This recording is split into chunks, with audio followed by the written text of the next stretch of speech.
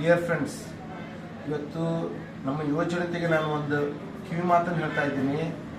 ಇದು ನಿನ್ನೆ ದಿವಸ ಗಣಪತಿ ಹಬ್ಬದ ವಿಸರ್ಜನಾ ಸಂದರ್ಭದಲ್ಲಿ ಈ ಕೆಲವಿನ ಯುವಕ ಆ ಡಿಜೆ ಸೌಂಡಿನ ಮುಂದ್ಗಡೆ, ಆ ಸೌಂಡ್ ಬಾಕ್ಸ್ ಮುಂದ್ಗಡೆ ಹೋಗಿ ನಿಂತುಕೊಂಡಿದ್ದಾನೆ. ಕೇವಲ ಒಂದು 15-20 ನಿಮಿಷ ನಿಂತ್ಕೊಂಡಿದ್ದಾನೆ. ಆ ಡಿಜೆ ಸೌಂಡಿಗೆ ಇವನು ಎರಡೂ ಕಿವಿಗಳು ಪೂರ್ತಿಯಾಗಿ ನಾಶ ಆಗಿದೆ. ಇವತ್ತು ನಾನು ಏನ್ ಮಾತಾಡ್ತಾ ಅವ್ನಿಗೆ ಏನು ಗೊತ್ತಾಗಲ್ಲ. ನೀವು ನೋಡ್ಬೋದು ಅವನ ದೃಷ್ಟಿ ಯಾವ ತರ ಇದೆ. ಈ ವ್ಯಕ್ತಿಯ ಕಿವಿಗಳು ಎರಡೂ ಹೋಗಿದ್ದೇವೆ.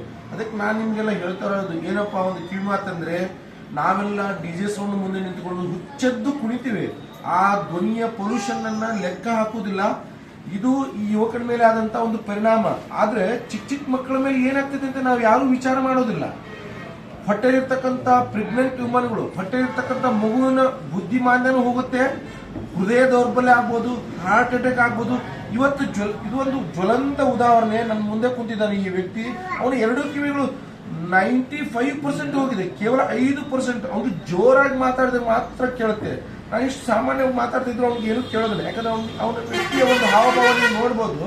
ಆ ವ್ಯಕ್ತಿಯ ಪೂರ್ತಿಯಾದಂಥ ಕಿವಿಗಳು ನಾಶವಾಗಿದೆ.